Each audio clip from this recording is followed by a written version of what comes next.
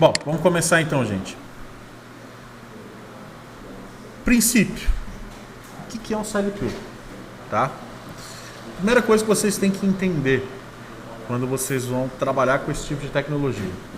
Se você for um profissional que vai atuar com automação industrial, vai atuar como técnico de eletrônica em uma indústria, né, de pequeno, né, de grande porte, ou uma empresa integradora ou algo do tipo, vocês têm que ter noção de que é requisito, é fundamental vocês saberem o que é um CLP.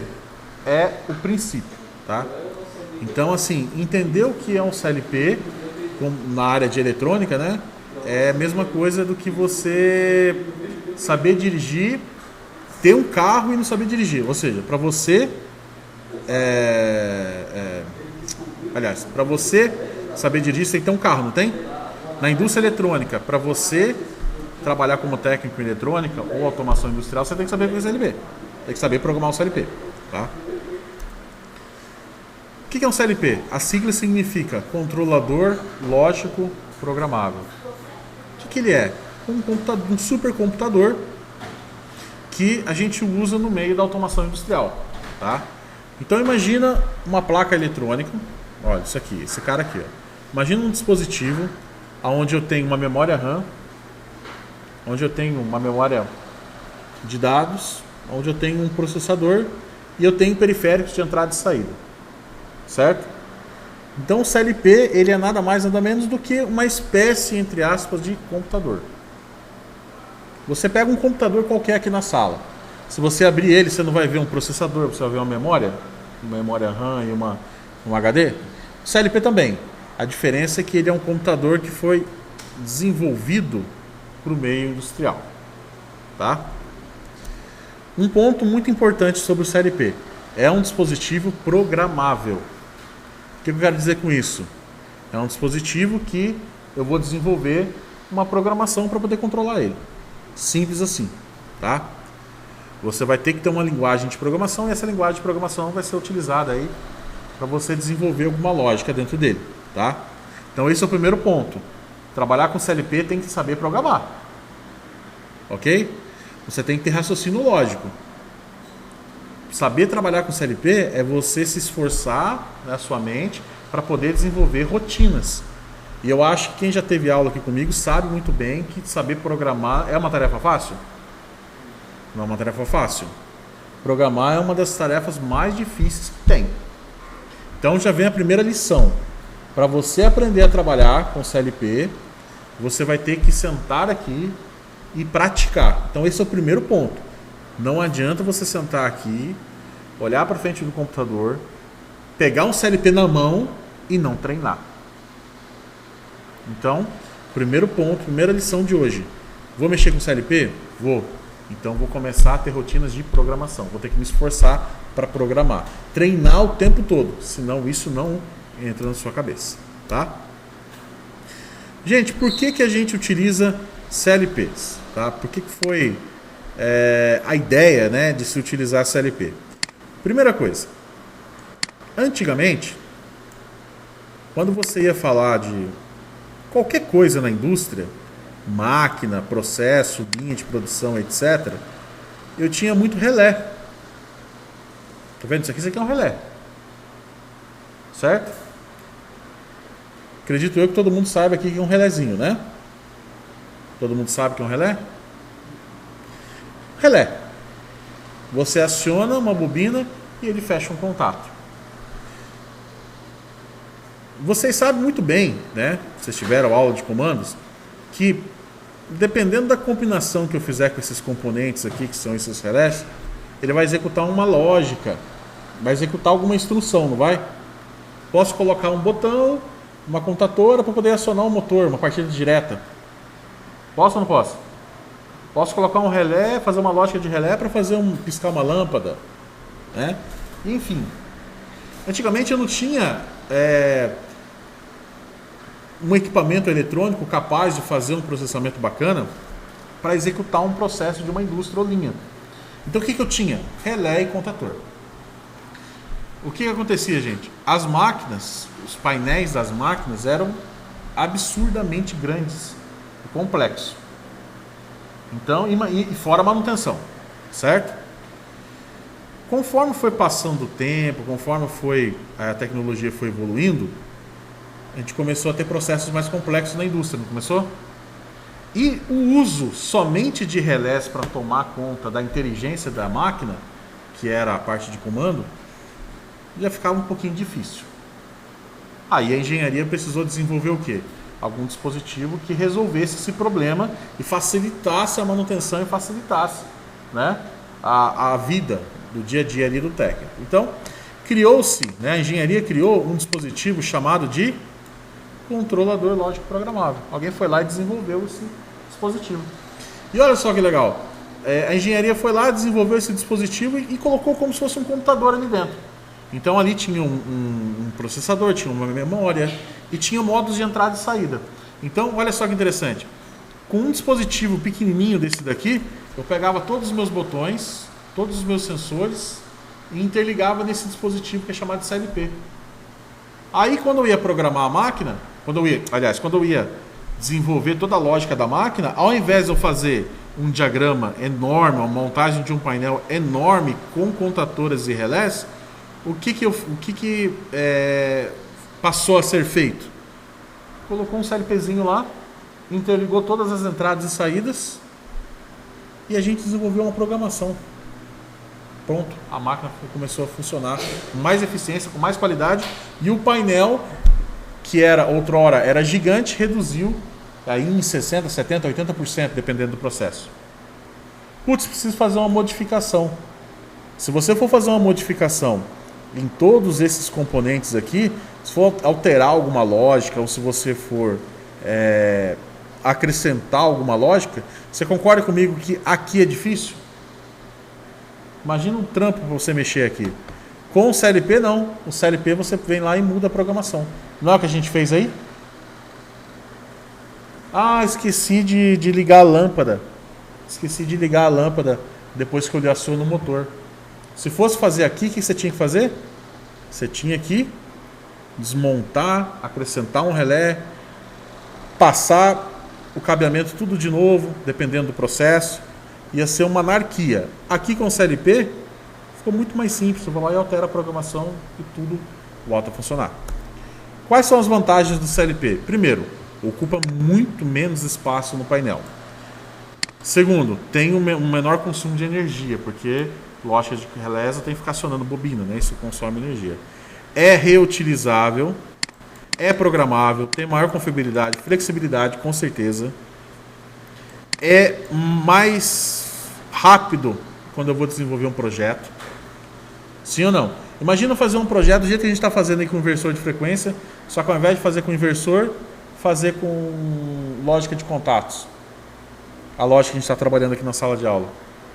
Imagina só, você tem que montar e desmontar um circuito de comando elétrico toda vez que for fazer um projeto. Não fica complexo? O CLP a gente vem, interliga as entradas e saídas e fechou Goiás, certo? E o CLP, ele se comunica com outros dispositivos, como a gente está fazendo com o inversor, e até mesmo o computador, tá? Quais são os tipos de CLP que nós temos? Nós temos, por exemplo, um CLP que é denominado de modelo único, ou seja, é um CLP onde eu tenho as entradas e saídas, tenho aqui as portas de comunicação, tá? Tenho aqui ou não alguns slots de expansão que eu posso conectar, mas ele é igual esse cara aí, ó. Esse cara é um modelo único. Esse XP325 que a gente está trabalhando aqui, ó, é um modelo único. Posso interligar algum modo de expansão nele? Posso, mas ele é um CLP classificado como único. O que seria um CLP em modo hack? Seria um CLP que nós temos um exemplo aí na sala 1. É um CLP onde eu tenho a CPU e eu tenho vários módulos que eu posso acrescentar nesse cara. Qual que é a vantagem? Ali eu tenho 16 entradas e 16 saídas digitais, não tem? Aquele CLP. Se eu precisar de mais uma entrada ou saída digital, eu estou enrolado, certo? Por quê? Porque eu estou limitado, a não ser que eu coloque um outro dispositivo como um acessório, que seria um módulo de expansão ou um módulo remoto, né? Mas eu fico ali numa situação em que às vezes eu tenho que comprar até outro CLP. Nesse caso aqui, quando a gente trabalha com CLP modular, que é um CLP aqui que trabalha em formato de rack, eu tenho a cabeça dele, que seria o cérebro, a CPU, e aqui eu coloco quantos módulos que eu quero. Quais são esses módulos? Ah, eu quero um módulo de 16 entradas digitais e 16 saídas digitais. Pum, encaixei nele. Como se fosse uma fita de Super Nintendo. Ah, agora eu quero mais 16 entradas digitais, mais 16. Pego mais um módulo e encaixo nele. Agora eu quero mais uma entrada e saída de analógico. Vou lá, pego mais um módulo, encaixo nele e eu monto ele do jeito que eu quero. Qual que é a vantagem disso daí? É você compra o CLP e você coloca a quantidade de entradas e saídas que você precisa. Certo? Nesse caso aqui eu fico limitado. Se eu precisar, eu vou ter que às vezes colocar mais um CLP ou um módulo de expansão, mas eu estou limitado em um slot só. Se eu precisar de mais de um. Agora aqui não. Aqui eu coloco quantos slots eu quiser. Tá? Funcionamento aqui, gente, do CLP. Ó, como falei para vocês. O que é uma CPU? Onde tudo é processado. Processador do CLP. Né? Não é só o processador. A gente sabe que a CPU tem outros componentes. Né? Mas, entre aspas, seria a parte da unidade de processamento do PLC. Tá? Tenho memória RAM, memória de dados, interface de comunicação. Tem ou não tem? Alguém sabe me dizer qual que é a interface de comunicação que eu tenho naquele PLC ali? Sabe me dizer ou não? Qual? Ethernet. Tem ou não tem? Não tem uma porta Ethernet nele? O meu PLC eu posso ter uma porta 485, 232, Ethernet e assim por diante.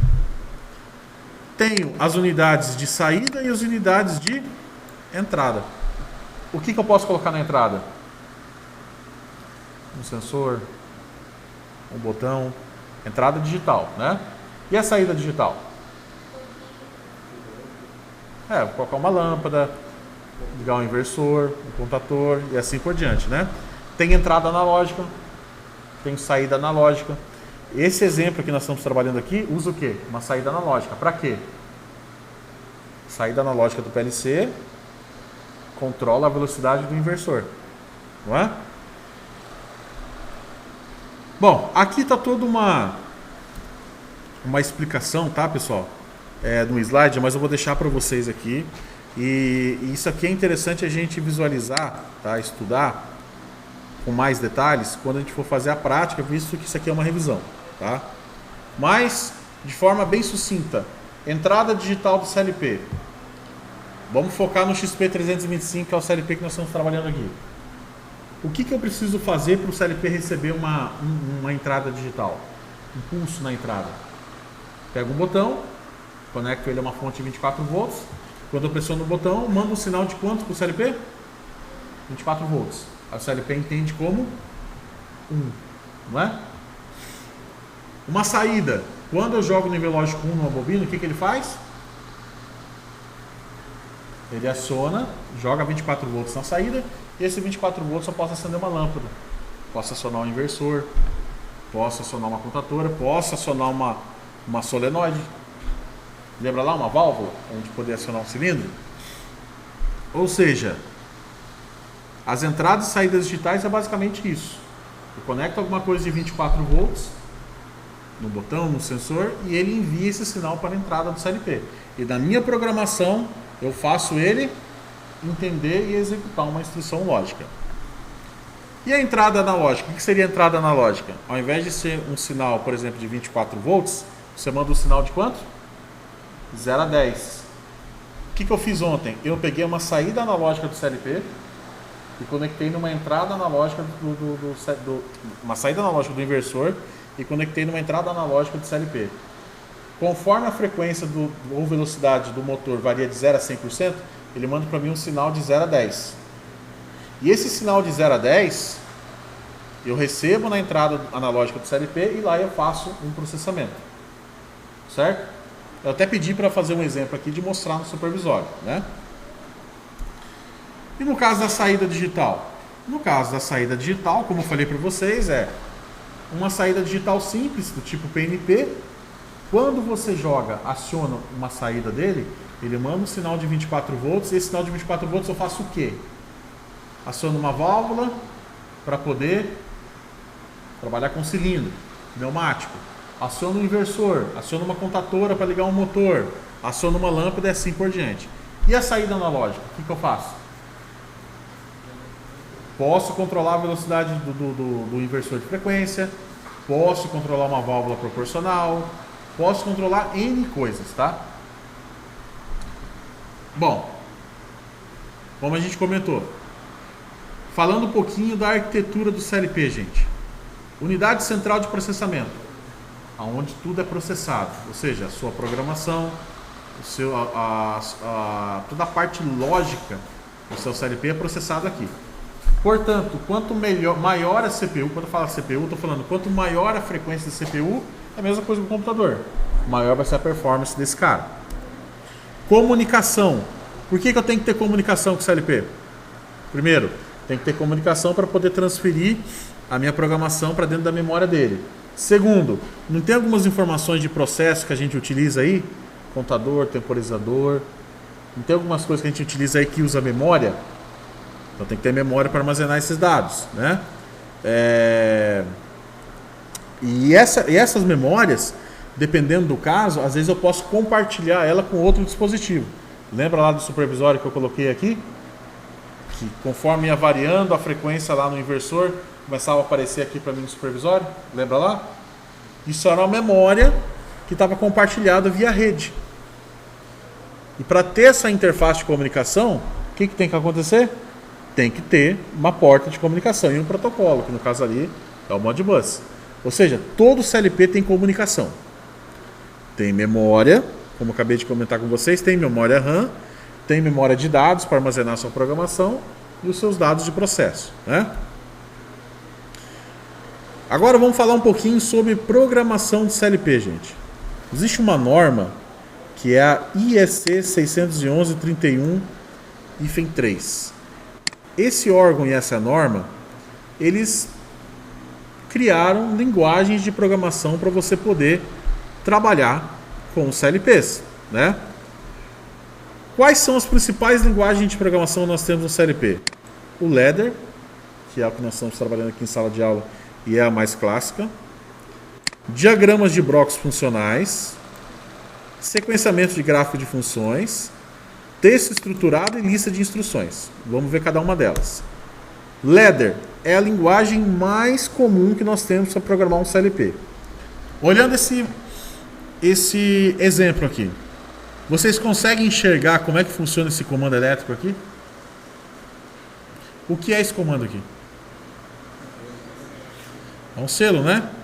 Você aperta o botão, aciona K1 e um contato de K1 mantém energizado. Não é um selo?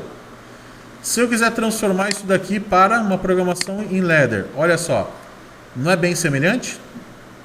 Eu tenho o botão S1 aqui, que pode ser representado por essa entrada aí 02, certo? Tem o contato de K1 que está fazendo o selo, que está sendo representado por esse contato normalmente aberto aqui. E tem uma saída, que seria a alimentação aqui, do positivo aqui da bobina. Está vendo que a linguagem ladder, ela lembra muito o comando elétrico? Então agora vem mais um ponto importante para você que está estudando CLP.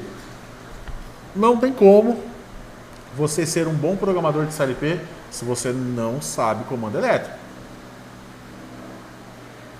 Se você não saber o que é comando elétrico, você não vai saber programar CLP. E como é que eu resolvo isso, professor? Não sei. Você vai ter que começar a estudar por fora. Senão você vai ficar uma bagunça na sua mente. Tá? A vida, ela é assim. Tá? Tudo é uma sequência de alguma coisa. Então, por exemplo, quando a gente estuda CLP seria uma evolução de uma disciplina que seria comandos elétricos. Se você não aprendeu bem comandos elétricos, você não vai aprender CLP. Você está entendendo? Por mais que eu venha falar de forma básica, por mais que eu venha trabalhar com vocês no beabá, se você não sabe o que é comando elétrico, pelo menos o básico, você vai apanhar. Então, assim, primeira coisa que você precisa fazer, Tá? Se você está tendo dificuldade para entender o que é esse comando que eu acabei de passar aí, que é um selo, eu aconselho você a entrar no YouTube e começar a pesquisar alguns conteúdos de comando elétrico. Tá legal? Não tem como, pessoal. Não tem como. Aprendizado é na base da dor. Tá entendendo? É na base da dor. O seu professor aqui faz mais de 10 anos que estuda. Tudo bem, eu estou aqui dando aula. Ok, mas eu não deixo de estudar. Todo dia eu estudo. Todo santo dia. Seja em casa, seja lá na empresa, ou seja aqui no Senai.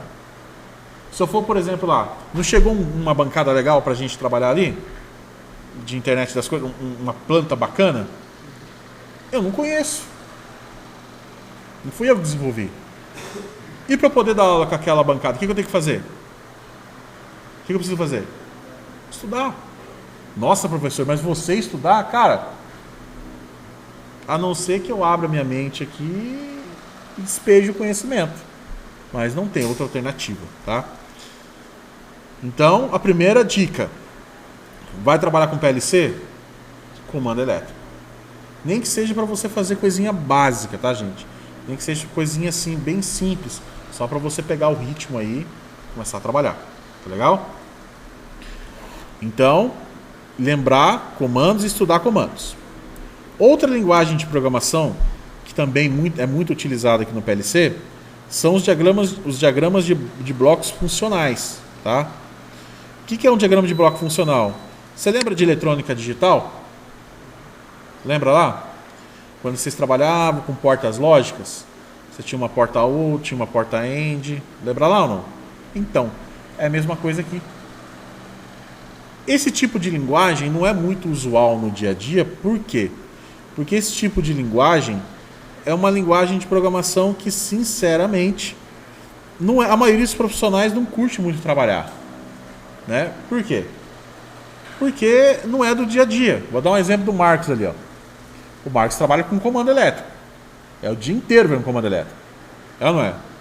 Então, assim, para o Marcos evoluir a carreira dele e começar a trabalhar com PLC, o Marcos vai preferir o quê? Diagrama de bloco funcional ou ladder? O Marcos vai preferir o ladder. Por quê?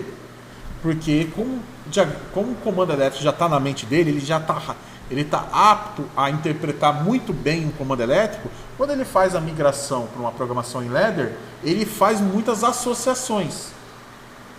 Você entendeu? Então, assim, comando elétrico e programação em ladder tem muita correlação. Então fica mais fácil para ele, no caso dele, aprender diagrama em ladder. Talvez para você que não está acostumado com comando elétrico, às vezes pode ser que você se acostume com um diagrama de blocos funcionais, porque você gosta de eletrônica analógica, digital. Tá? Porque, olha aqui, ó. Aqui lembra uma porta OR, uma porta AND, certo? Eu tenho aqui uma porta NOT. Pode ser que para você fique mais fácil. Só que eu já te adianto, no dia a dia, na fábrica, nas empresas, é muito raro você ver diagramas de blocos funcionais. É mais comum ladder. Então eu prefiro que você aprenda a trabalhar com ladder. Por quê?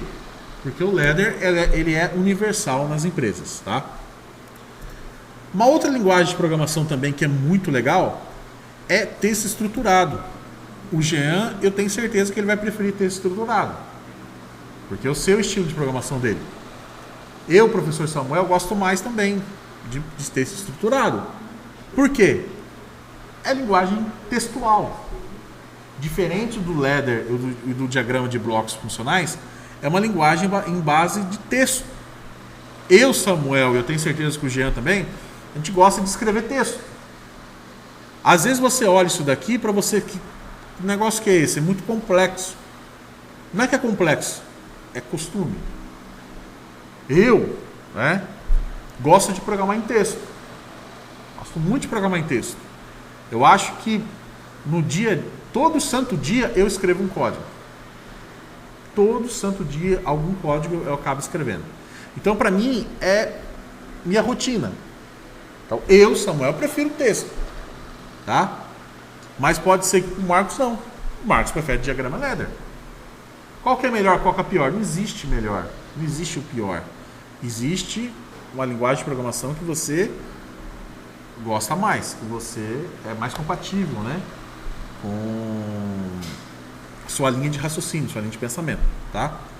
Então, você que escolhe. Tem programas de CLP que o programador gosta de fazer uma parte em ladder e uma parte em texto estruturado. Tá entendendo? O programador gosta de fazer, eu gosto de fazer mix. Determinadas rotinas eu gosto de fazer em texto estruturado. Outras rotinas eu gosto de fazer em ladder. Existe regra para isso? A regra é você, tá? Que fica melhor para você, tá bom? Uma outra linguagem também que é interessante é lista de instruções. Só que essa linguagem aqui eu recomendo que vocês fujam dela. Pelo menos agora no início. Por quê? Porque é uma linguagem que é mais assim raciocínio de máquina. Lembra muito linguagem de programação de baixo nível, tá? O que é uma linguagem de programação de baixo nível? São comandos que é exclusivo para interpretação do hardware. Quando você pega uma linguagem de programação como ladder, mas aí a gente está falando de gráfico, né? Mas focando aqui em texto. Quando você pega uma linguagem de programação como texto estruturado, os comandos que você visualiza aqui são comandos que lembram um pouco o raciocínio do ser humano, não lembra? Enquanto, se não são coisas que é raciocínio do ser humano. Agora, quando você pega uma linguagem de baixo nível, que é uma linguagem de máquina, os comandos aqui são comandos abstratos, tá? Que é o caso aqui da lista de instruções, e ele lembra uma programação de baixo nível, ou seja, é uma linguagem que o hardware entende mais, é uma linguagem preparada para o hardware, então fica mais complexo de você entender. Dificilmente eu vi pessoas que programam em lista de instruções, mas tem essa opção também, tá? De todas essas linguagens que eu passei aqui para vocês, gente, qual que nós vamos trabalhar aqui, que vai ser a nossa base, tá? A nossa base aqui vai ser a linguagem ladder. Essa vai ser a nossa base, tá bom? Bom, falando um pouquinho agora de fabricantes de CLP, tá? No mundo, nós temos aí muitos fabricantes. Tá legal? Muitos, mas muitos fabricantes. Duas marcas de CLP que dominam muito é a Siemens e a Rockwell. Certo? É a Siemens e a Rockwell. Ô Murilo, vai na sala 1, pega um S7200 para mim. Um S7200. Sabe qual é? Um S7200. Ó, me traz um CLP. Ei, olha aqui. Me traz um CLP, um S7200 e me traz um CLP da Schneider. Vamos ver. Ou seja, ó, o Márcio vai passar a dica para ele lá. Ou seja, nós temos duas marcas que são assim, eu domino do mercado e pronto, acabou.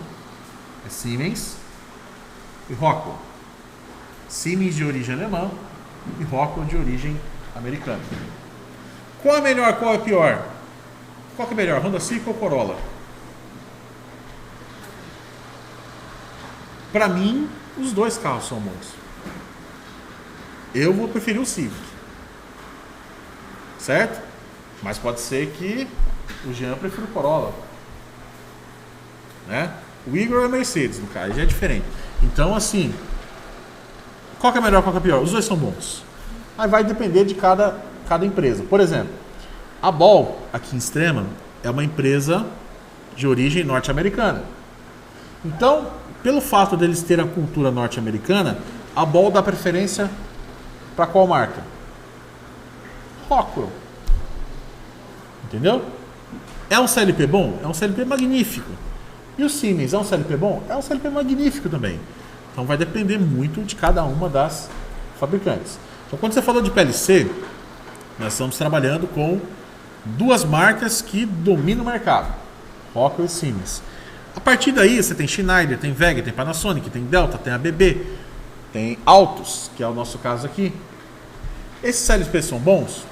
São. Mas na minha opinião, em termos de tecnologia, eu ficaria com essas duas aqui. Ah, mas quer dizer que é melhor que o Altus? Não é que é melhor, é confiabilidade. É a confiabilidade. Você tá entendendo? Eu gosto muito de fazer exemplo com carro, porque eu gosto muito de carro. Eu fico brincando com os meninos aqui direto. O Jetta é um carro ruim? Não. É um carro excelente. Cara, Ah, moleque, aí sim, hein? não sei. Agora eu gostei de ver. É isso aí mesmo. É isso aí. Excelente. É isso mesmo. Ou seja, o Jetta é um carro ruim? É um carro bom. É excelente. É bom. Mas você prefere um Jetta ou você prefere um Civic, professor Samuel? O Civic. Né, cara? Mas por quê? Não tenho dinheiro pra tocar Confiabilidade. no bom, Confiabilidade. Você está entendendo? Ah, professor Samuel, você tem um Altus aqui. O Altus é bom? É. Mas por que o senhor prefere Siemens? Confiabilidade. Tá entendendo? Eu confio mais. Né? Mas não deixa de São Pérez ser bom. Tá? Bom, gente, eu acho que de teoria isso aqui é o suficiente, tá? Eu vou pausar o vídeo aqui e nós vamos conversar um pouquinho sobre